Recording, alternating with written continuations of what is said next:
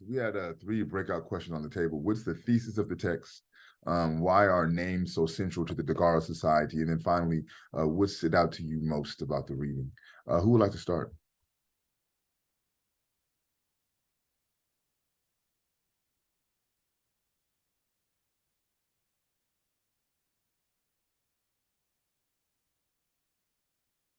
Who would like to start?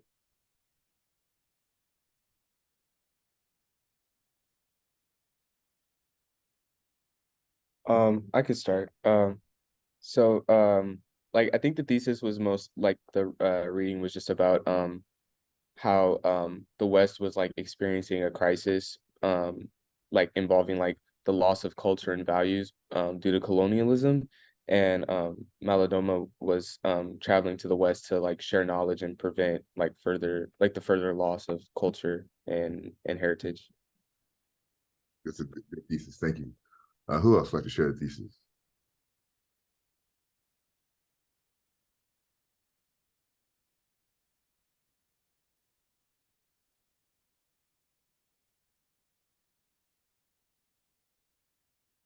I can start calling on. Go ahead, Ernesto. Thank you. So one thing me and my group were talking about in our breakout room was throughout the passage we found the idea of making, I guess, friends with the enemy and not having some type of chaos to contribute. That was one thing for sure that we were talking about, and I found that interesting because even though there was a crisis, as Eric said, there was a crisis for colonialism. I cannot say certain words, right? Okay. So even though there was a crisis and maybe some things were going wrong with the Western type of like ideals, the idea of making friends with the enemy and not creating some type of chaos was still around. Yet, um, I'm trying to remember exactly what my group was talking about. We were talking about how I forgot who it was, but that the idea of like Christianity was being brought, and yet having their own religion, Christianity was still being shown upon others, and something about being called a Jesuits, I think Yes. Kevin mentioned. Yeah, I just wanted to add that in for anybody else to tie in with it. Perfect. Thank you. Let's move on to the name. Why does the name, unless someone else wants to contribute on the thesis, any other comments or thoughts on the thesis? All right. If not, why were the names central to the Dagara Society? Why does names become important?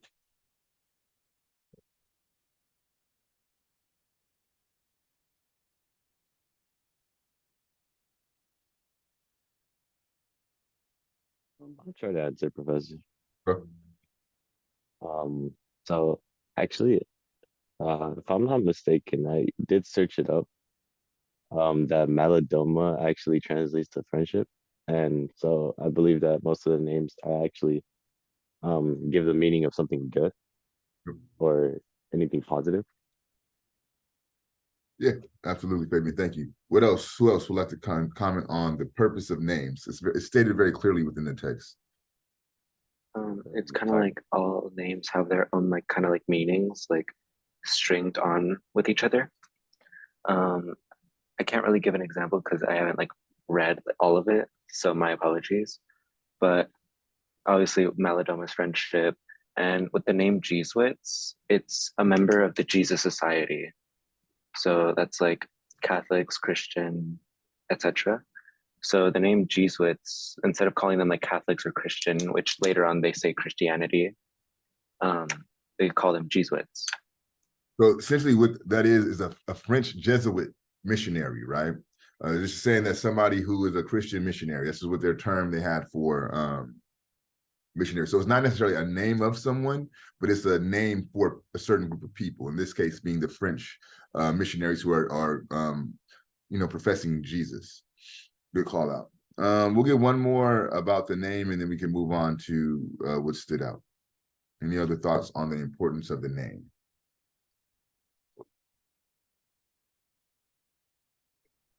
Oh, Okay. oh, sorry. Yeah, you can go ahead. Sorry. But I was thinking like the name was like presenting like their duties in society or their roles in society. Perfect, thank you. No, that's exactly what the significance of the names for, the roles or their duties in their particular society, right? We want to add on to that, Eric? Oh no, that's exactly, yeah, Melanie shared that when we were in our breakout rooms. I don't know what to say. That was exactly what it is. Perfect, yeah, that's what I was looking for. So thank you both for that. Anyone, what stood out to you within the text?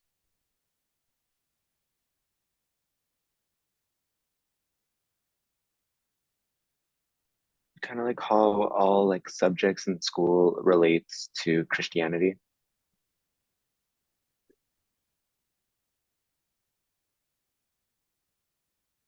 Anyone else?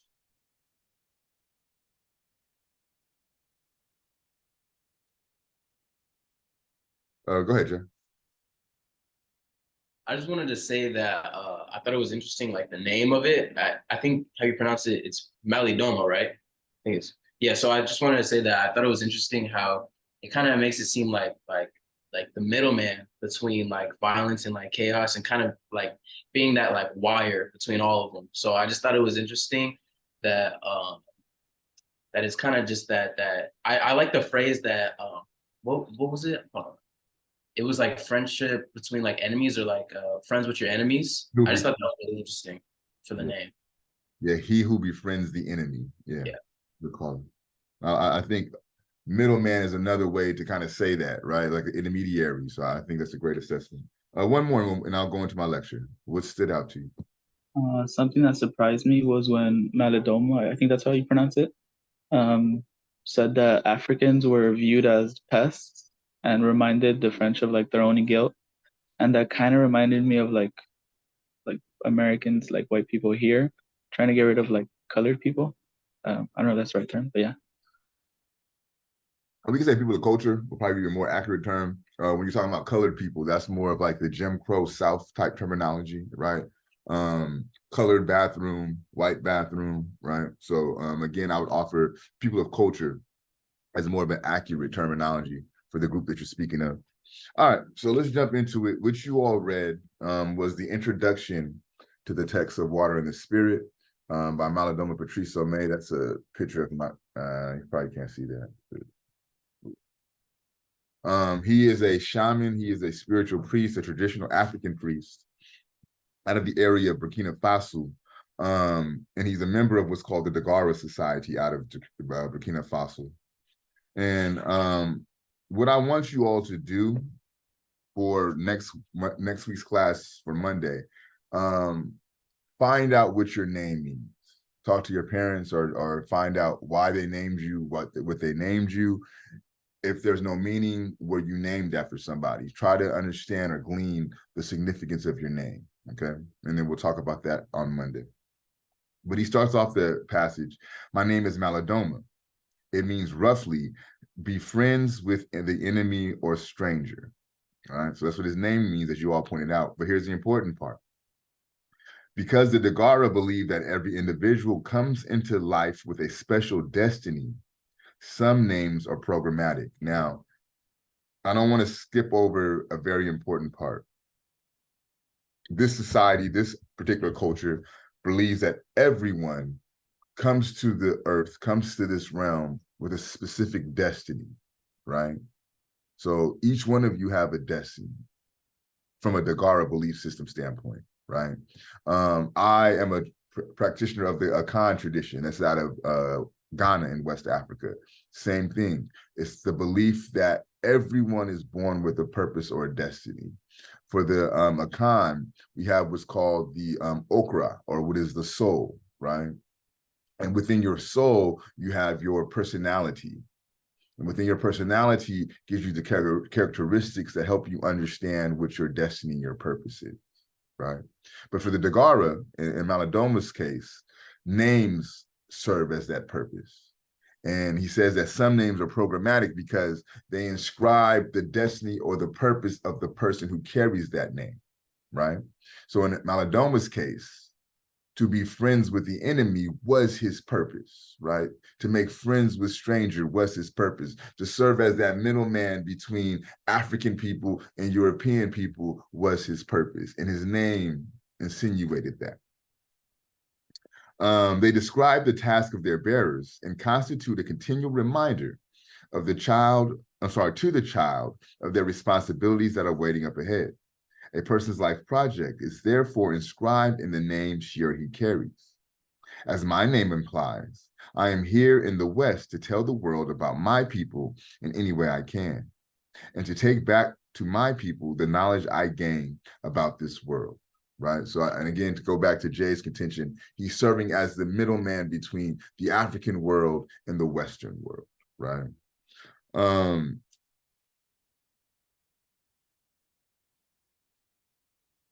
He talks about the greatest obstacle that he has in trying to tell the story that he's going to tell within the subsequent chapters of the text. A Water and Spirit is essentially Malidoma's autobiography of sorts.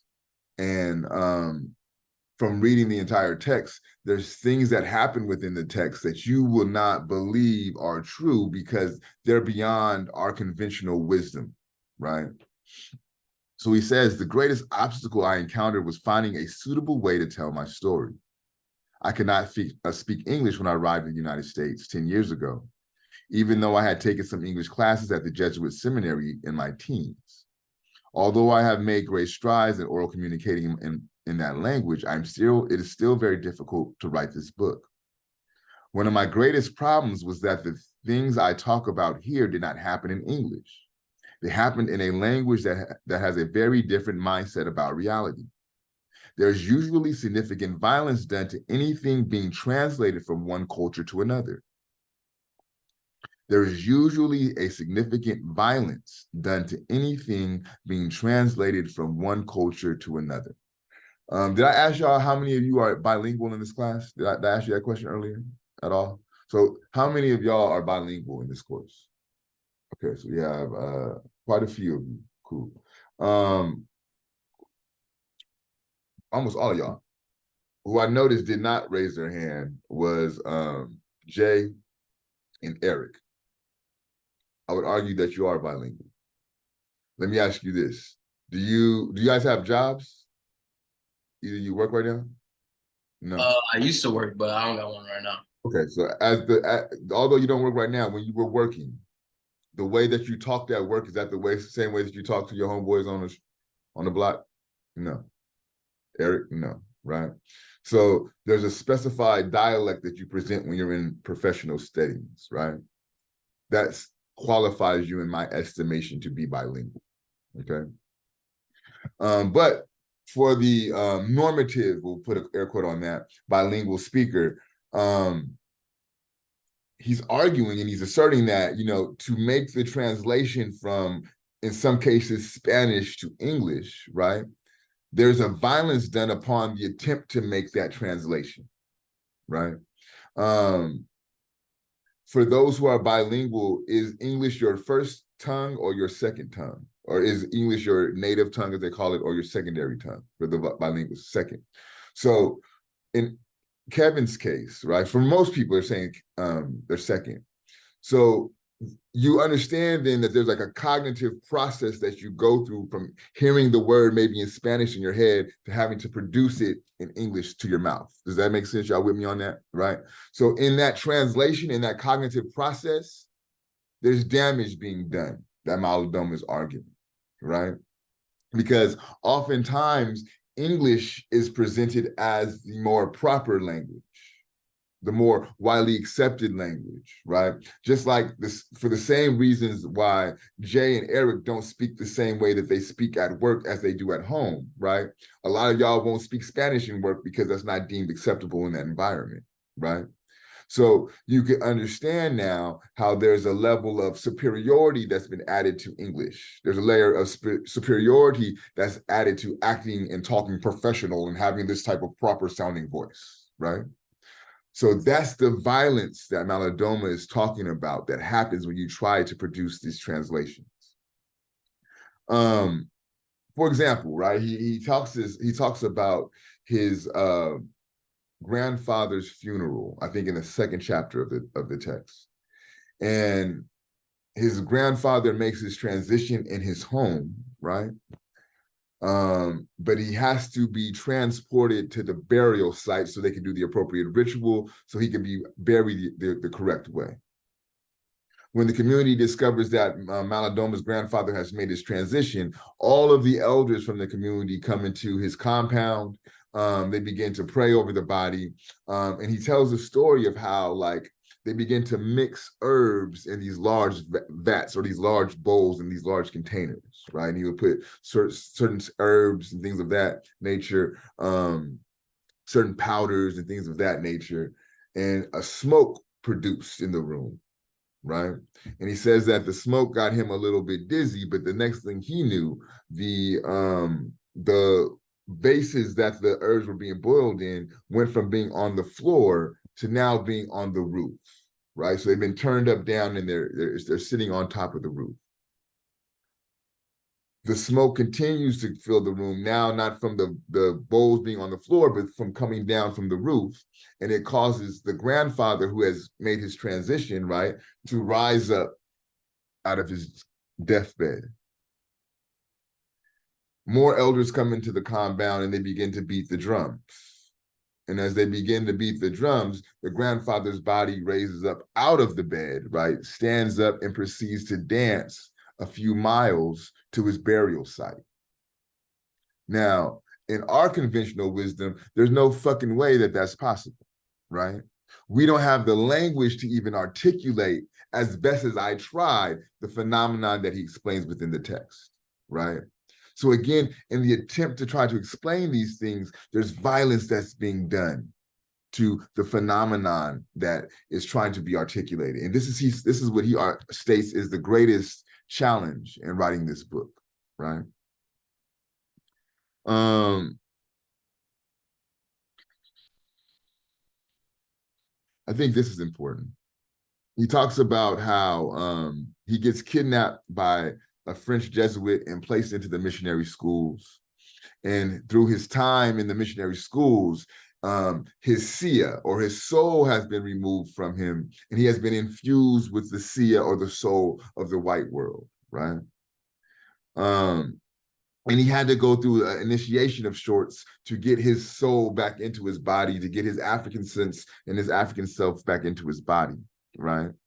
And he said, for me, initiation had eliminated my confusion, helplessness, and pain, and opened the door to a powerful understanding of the link between my own life's purpose and the will of my ancestors. I had come to understand the sacred relationship between children and old people, between fathers and their adolescent sons, between mothers and their daughters. I knew especially why my people have such a deep respect for old age, and why a strong functioning community is essential for the maintenance of an individual's sense of identity, meaning, and purpose. I use this knowledge as my starting point. What I'm attentive to, which sticks out to me in that passage, I knew especially why my people have such a deep respect for old age. I told you the story about his grandfather as he becomes an ancestor, as he transitions to the ancestral world, right? Also, who's highly regarded within this society and many African societies are babies, right? Babies and elders are some of the two most worshipped and honored peoples in the community. Why do you all think that babies and elders are worshipped and revered within the community? Why do you think? Babies are like a form of like new life, while elderlies are gonna go on to the next life. Perfect. That's exactly why, right? It's about the connection to the ancestral world, right? Babies just came from the ancestral world. Elders are on their way to the ancestral world. So they're most equipped to carry the messages of the ancestors, right? The ancestors are going to employ elders and babies because they have the ear to listen to the messages. So this is why these two individuals are placed on such a pedestal. Let me see. I think this is, well, I think this is an interesting claim that's made on page 7. It states that here in the West, I have a great deal of time for spiritual contemplation and study, and much more time to share things of the spirit with others. If I were still living in my village in Africa, nearly every spare moment would be taken up with scratching a living from the exhausted soil that is all colonialism has left us with. So I disagree with him, right? Because before this, he goes on to say that what he is able to get into the colleges, right? And he's able to use his talesmen to help him pass his exams to be initiated into college, right? And while he's in college, he doesn't go to school much, but he uses talesmen to help him read the answers of the tests on the faces of the professors, right? So let's understand properly what his occupation is. Malidoma is a writer. Malidoma is a scholar, right? Malidoma is a spiritual priest. So by definition, his occupation allows him to do what? Spiritually contemplate, read and write, right? So I would argue that he's not able to do these things because he's in the West. While it is true that he had been back home in Africa, right, his time would be consumed with farming and agriculture, granted, right? But I argue and I assert that because of what he does, his occupation, that is what allows him to have the time for the spiritual contemplation and the time for the study and the reading, right? Because had he been a banker, there's not a lot of time for spiritual contemplation. There's not a lot of time for reading, writing, and studying, right? Your time will be occupied and consumed with banking, right? If he had been an engineer, he wouldn't have the time for spiritual contemplation and study. His time would be consumed with doing engineer work, right? So I point this out to show how critical analysis of information becomes important, right? Because if you were to read this without thinking about it, you would just assume that, yeah, we have things easier out here than the possibilities of what things could be in Africa, right? Because we have time and leisure time. But really, you don't. You know, I don't know how many of y'all is working now, but if you have a 40-hour full-time work week and you're going to school, how much leisure time do you have? Anybody working and going to school? Nah, okay. How much leisure time do y'all have now just by going to school full-time? None. Not a lot. Not a lot, right? So then put a full-time job on top of that and think about how you can have leisure, right? So again, the critical analysis becomes important. He says on page 8, the first opening paragraph, in the culture of my people, the Dagara, we have no word for the supernatural. The closest we come to this concept is Yela Bongora. I don't know how you pronounce that, but that's the closest I got, right? The thing that knowledge can't eat is what that means. This word suggests that life and power of certain things depend on their resistance to a kind of categorization. To a kind of categorizing knowledge that human beings apply to everything. So it's important. This is important to me, right? They don't have any type of notion for what we call supernatural, right? The closest they have is that word that means things that can't be categorized or things that what we call reality cannot consume or eat, right? So really, I would glean from this passage that they have more of an intimate connection with the supernatural than we do here. I glean this information from the fact that they don't even have a word for what's called the supernatural because it's almost natural to them, if that makes sense, right? I told you about the story with his grandfather, right? Is that occurrence not supernatural? To have someone raise up out of their deathbed and dance multiple miles to their burial site, that's a supernatural occurrence in our understanding, correct? Because in our understanding of death, once it happens, it's over, right? But because they don't believe in this notion of supernatural, things like someone coming out of their deathbed is possible. Does that make sense? The word of Dagara also does not distinguish between reality and imagination. To us, there is a close connection between thought and reality. To imagine something, to closely focus one's thought upon it, has the potential to bring that something into being. Thus, people who take a tragic view of life and are always expecting the worst usually manifest that reality. Those who expect that things will work together for the good usually experience just that. And in the realm of the sacred, this concept is taken even further. Well, what is magic but the ability to focus thought and energy to get results on the human plane, right? So there's no separation, or very little separation, minimal separation between the imagination and reality. Everything in this world has at one point been imagined. That chair that you sit on, the computer that we're using, were thoughts first. They were a byproduct of someone's imagination. The iPhone is a byproduct of Steve Jobs' imagination, right? Everything at one point was imaginative. A little bit of work makes these imaginative things become a reality. At one point, you had the thought that says, yo, I'm gonna go to college. It was just a thought. It was not reality, but that thought propelled you to being in this chair, right?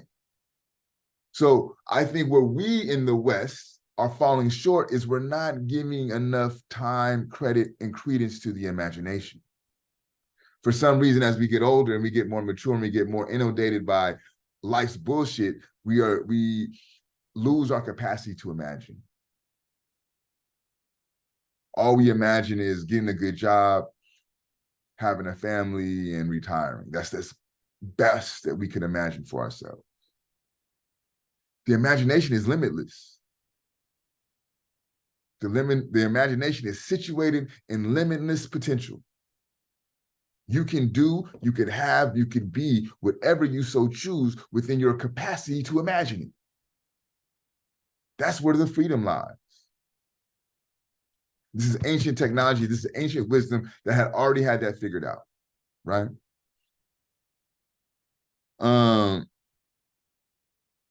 He wanted to do an experiment with Star Trek, right? And he wanted to kind of test his community's understandings of imagination and the real.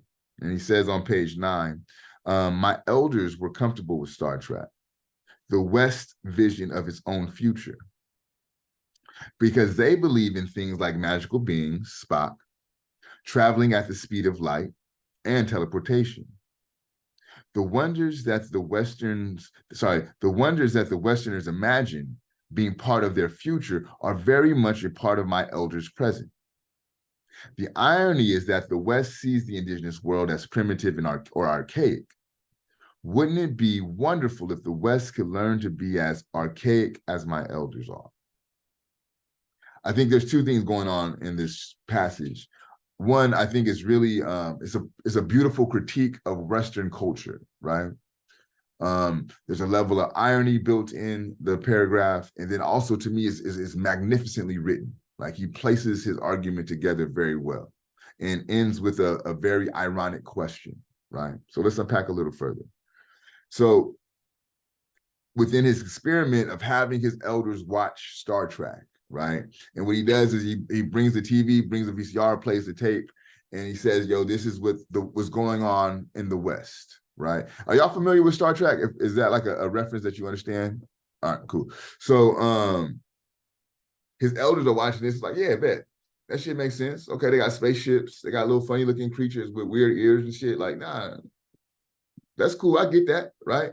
Because here, in our culture, we travel through time and space, but we don't need a spaceship, right? Like that's too much clunky technology, homie. We just use our mind and we travel through time and space. Spock, yeah, I know a little motherfucker like that. He run around in the field back here, right? We call him Kunumbale. No big deal. That's normal to us, right? And then he says, what the Western world imagines their future to be, right? Because that's what Star Trek is, right? It's the time and space where the Western world has gone into space, right?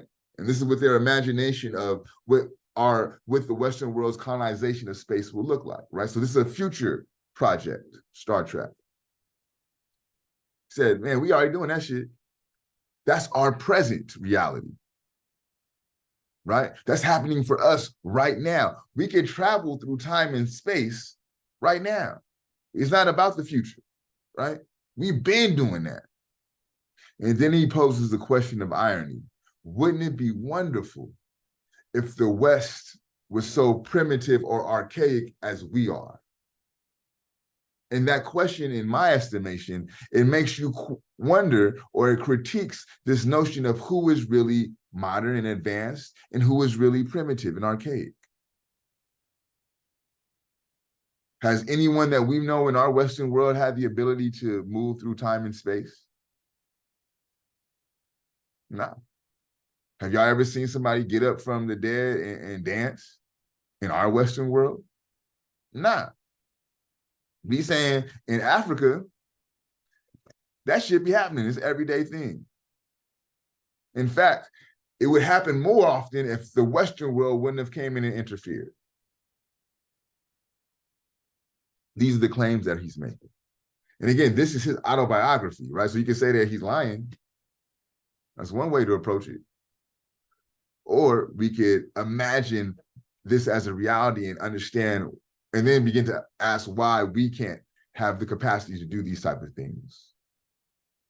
What has thwarted our ability to imagine these type of boundless possibilities, especially as African people, right? And then for Black folks, if you don't even know you're African, then you already severed your ability to imagine these things. You allowed the experience of enslavement and the distance of the Atlantic Ocean to separate you from your reality. So we'll put on a pause here and we'll leave time for fishbowl and course conversation, and we will finish on Monday. So for your fishbowl, you could talk about your breakout groups. You could read from your journals. You could pull from the lecture I just offered. All that's on the table. Who would like, you have to do it twice a semester. You have one time to pass. Who would like to volunteer? We have Eric and Nia. Anyone else? And Angel, perfect. All right, Nia, you go ahead and go first if you're ready. Okay, so what stood out to me the most in the reading was how the West colonization like totally disregarded for the environment and the protection of natural resources, and how violence of inner cities with like the major problems of poverty, crime, and like drugs became like very known. It's still known now, but it's somehow like dialed down a little bit in certain areas, in certain states, in my opinion at least. And then in the lecture, I wanted to state that being bilingual is really important for me because I speak Vietnamese, Chinese, and English. So when I would have to translate to my parents, like, oh, this is what this mail says, they'd be like, oh, can you translate this into like Vietnamese? And I'd be like, I don't know how to do that because in the mail it'd be like very complicated. And I'd be like, oh, it says like you have to fill out this form and mail it back like this date. And they'd be like, oh, that's cool. And they'd be like, I wish I learned English when you did, you know? That's it. Yeah, that's a good point. Also, you know, I forgot to say this. For those who are bilingual, right? I'm sorry, 1 second, y'all.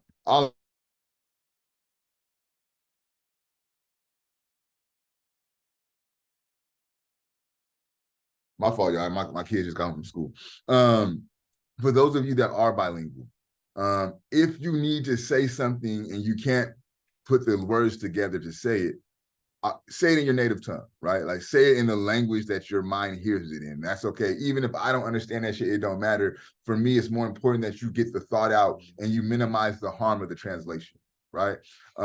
Either somebody else will translate it for me, or fuck it, it may not have been meant for me to understand at that moment. More important it is for you to get the thought out. And again, in order and to do that with the least amount of harm possible. So I offer that to everyone in the course, right? Like use that native, that comfortable tongue that you feel, your thoughts are processed in. If you notice, I don't what they call code switch.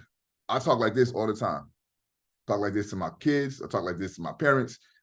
I'm at work talking like this, right? This is how I talk when I'm on the block. The reason I do this is to authenticate your pure self.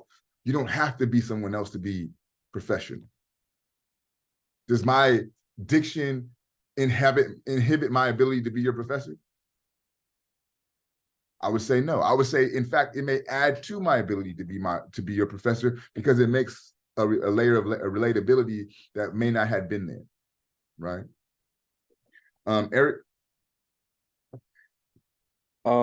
Yeah, so I just wanted to just like kind of talk about how, like, I think the text just really like emphasized how Malidoma like recognized communal understanding as really important in society.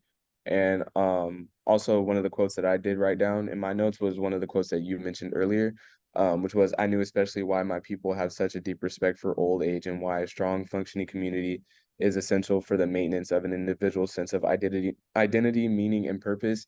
And I think when you identify with a specific community, especially like those who are oppressed, the understanding of your history and how those who came before you were affected by society can help you learn what makes you who you are as an individual and why you have the experiences that you have.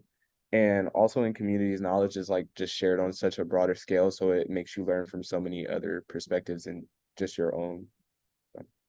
I'm sorry, I'm gonna kind of make an intervention. Eric, what do you want to do with your career desires? I would like to be a health data analyst. So like working with like public health data and like analyzing it and making it like useful, I guess, in health. Yeah, and the reason I asked, man, you have a very supreme and uncanny ability to digest information and then like regurgitate in a way that's relatable and understandable, right?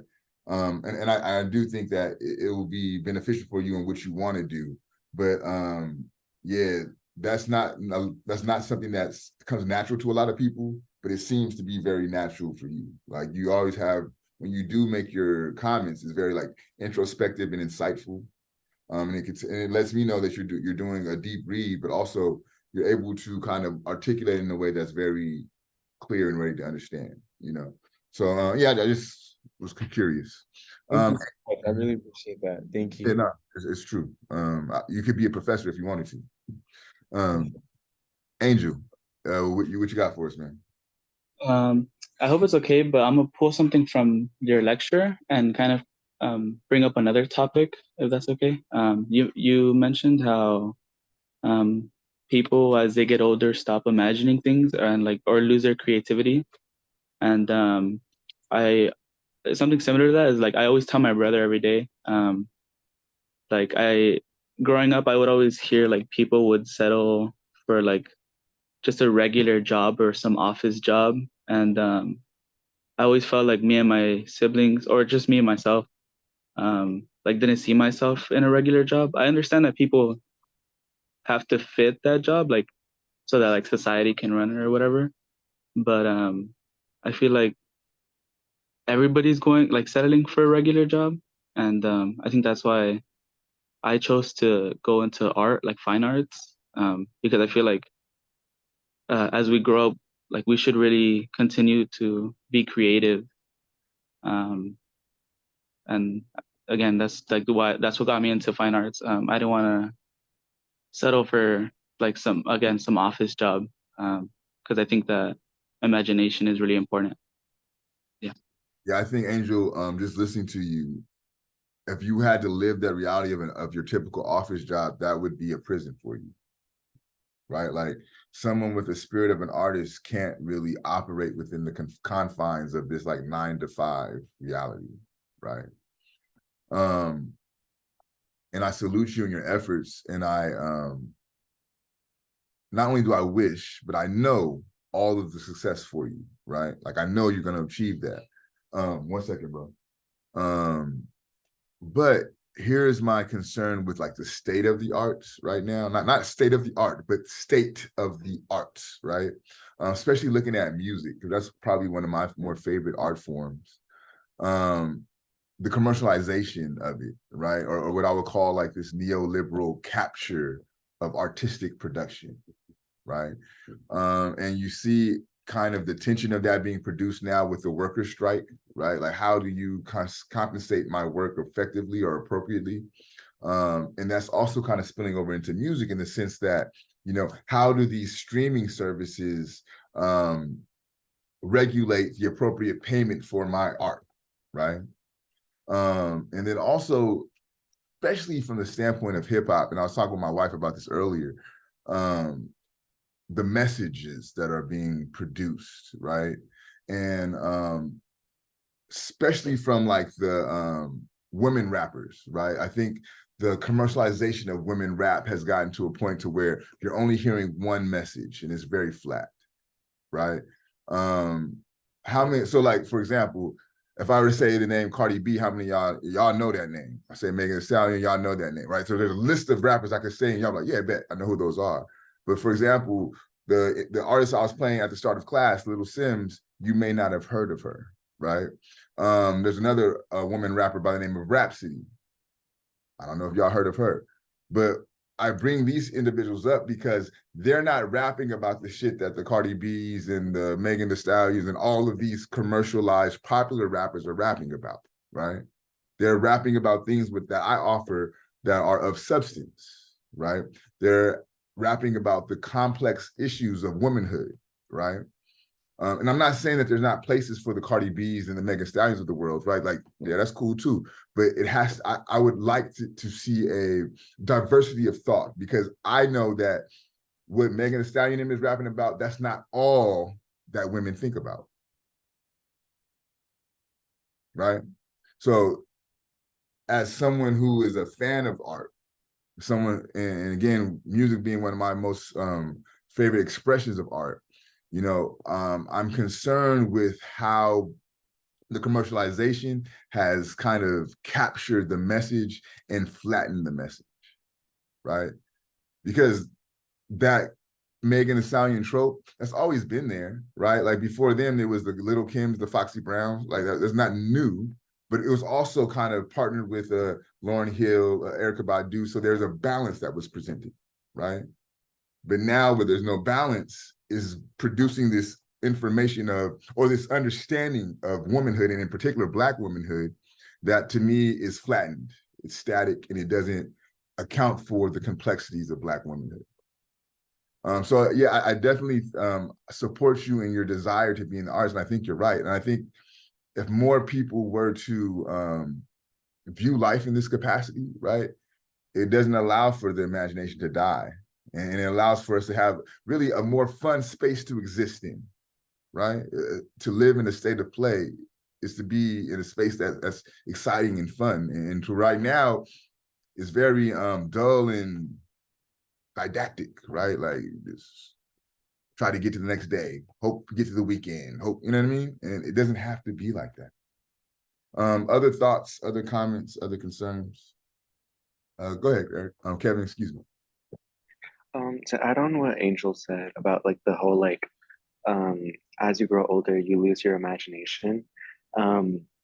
Whenever I would be little, I'd tell my like parents, my grandparents about like my dreams, wishes when I was little. I was like 5 years old. I'd be like, I want to be a firefighter, policeman, all of that. I want to be mixed in everything. And they would like kind of like humble me from like the age I'm at, and they're like, okay, but you really need to think about what you need to do. They like sat me down, explained to me that I can't really be everything at once, and like told me that like basically like how society just crushes you into a circle and that you need to follow that circle.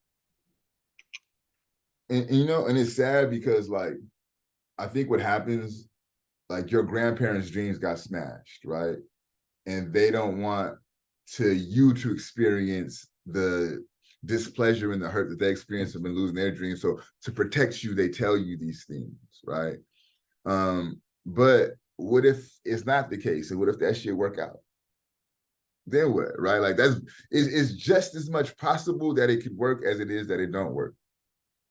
So why we put the energy on the fact that it won't work, right? Like it's just as much plausible, right? Like that could happen too, you know? So, and that's one thing as a parent, I'm really trying to be cognizant of is pouring into my children's dreams and beliefs, right? And not being the first one to tell them, nah, you can't do that shit, right?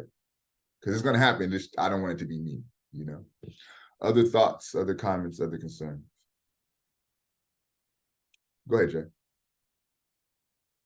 Yeah, I wanted to say that I believe in like what you're saying about how what you want to put out into the world and like what you want to be. Like let's say that you want to be like a policeman and like you know like people are telling you that you can't. You should always feel like you should be able to, because regardless you could do anything that you put your mind to, because like you said, it all starts with a thought. But like when it starts with a thought, then it leads to, you know, actually being able to do it. So from like starting from also another thing, my dad, he always told me, like ever since I was a kid, he always told me to believe like 50% of what people say and make the other 50% your decision. And what else he told me to believe is that when it comes to like what you want to be in life, you got to try and listen to how you want to live it than how other people want you to live it. You know, because other people might live a different life than, you know, you want to live. So you can't really listen to someone that lives an entirely different life that you don't live like currently and then use that to your own judgment, you know? I just feel like if you really want to be something in life, like you truly can be it. It doesn't matter like what it is or how you do it, as long as you have faith in it and like what you believe in. There's you know there's nowhere you can fail. There's no way. So I just wanted to say that. Yeah, no, I think you're right. And for me, another way you can think about faith, right, is it's those interpersonal conversations. How do you talk to yourself? That's going to determine your faith in your belief in what you could do, right? If your conversations with yourself are always doubting, then it's not going to allow you to be in a mind state that can give you faith, right? But if you're talking to yourself in a way that's encouraging, you're talking to yourself in a way that makes yourself believe that it's possible, that produces the space and that produces the impetus for faith to be what it needs to be, right? So like these conversations which you have with yourself are foundationally important, but not as important as what you say out loud. You would be surprised, like pay attention to how quick something that you don't want to happen will come true. And how much time it takes for something that you want to happen to come true, right? This is the intention of manifestation, right? So one, you want to develop the habit of producing positive self-talk. One of the things that I try to train myself to do as I was learning this habit of positive self-talk is when I have a negative thought or I start to have negative conversations with myself, I will replace it with 3 positives. So for example, I'm going to be defending my dissertation in December, right? If the thought comes up like, oh man, you may not pass, I'll give myself 3 positive thoughts like, you will pass. You're prepared. You've done all the steps necessary for you to pass. So why think otherwise, right? So one, to combat the negative thought, right? And I know how negative thought works. They typically work doubly as powerful as the positive thought. So I'm gonna say it twice, right?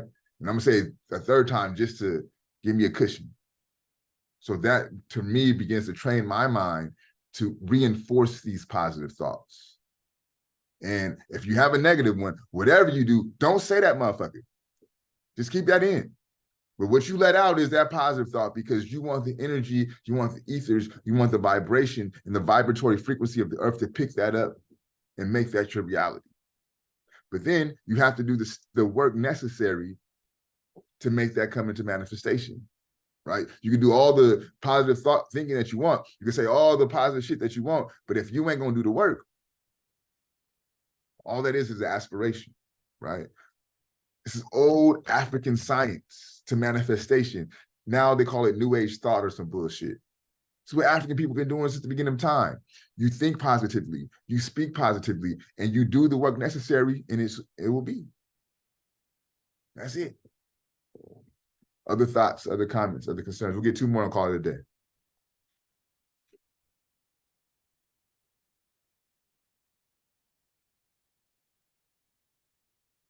Delia, what are you thinking?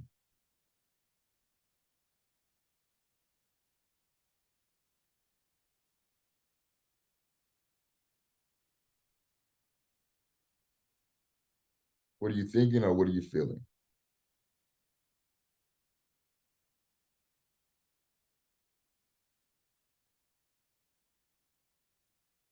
Go ahead, Ernesto. I just found what you said interesting because I've always, so me myself have been, I've found a lot of things that I want to do in life impossible, but just how others may say it might be impossible. Um, but lately I don't know what it's been. It's just the ending of high school as well.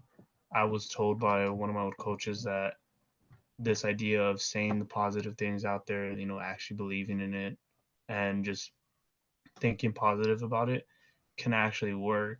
And I don't know. It just seems as like it's true. I don't know how to like very much put into words, but it really does work. Like thinking, maybe because thinking and just seeing these things, like tricking the mind instead of thinking what's wrong could actually be right, I guess. That's the way I see it, just tricking yourself from not thinking the negatives and just believing the positives could actually work, because it's happened before where, like, for example, if I feel like I'm going to fail a test and I didn't study, or I just studied just a little bit, and most of the time I have a lot of doubt into myself because I'm pretty sure a lot of people like myself love to overthink.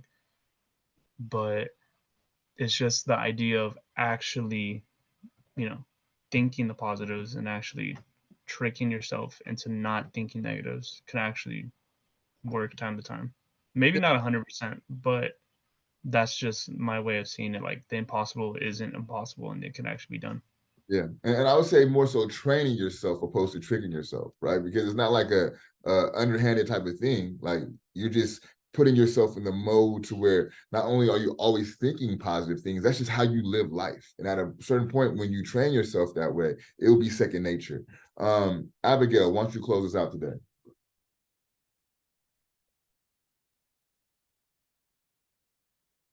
Um, can I answer the second question that you mentioned in the breakout things? Okay, so when I was reading it, I noticed that the first sentence that we read, they straight up tell you why it's important and how important it is. And I already know the meaning of my name, but I it's hard for me to find it as special as all the other names because my name comes from the Bible and it doesn't really have a significance, but I haven't really looked too much into it. But reading the passages made me realize that there's possibly so much more things besides the Bible of my name can mean, and I will be looking that up later and sharing it on Monday. And then also, Abigail, like, even there may be some gems in the Bible that you just glossed over, right? Like, what is the character Abigail? What's her story, right? Like, what are the meanings and the messages behind her role in the Bible? And what are the similarities between your personality and her personalities? So it may even be within the Bible, it's just like that attentive look. And also ask your parents why they chose that. And this is not strictly to Abigail, this is for everyone, right? Like, so on Monday when you come back, who named me? Why did you name me so? Am I named after somebody? What does the name mean? And then that will, one, give you some information to discuss on Monday, but two, hopefully put you closer down the path of you living your purpose, because really at the end of the day, this is what it's all about, right? So also for Monday, continue reading the second half of Water and Spirit. It should be all from the same chapter, but I think I broke it up in two parts. So we'll discuss that on Monday, along with the conversation around your names. Any questions, comments, or concerns?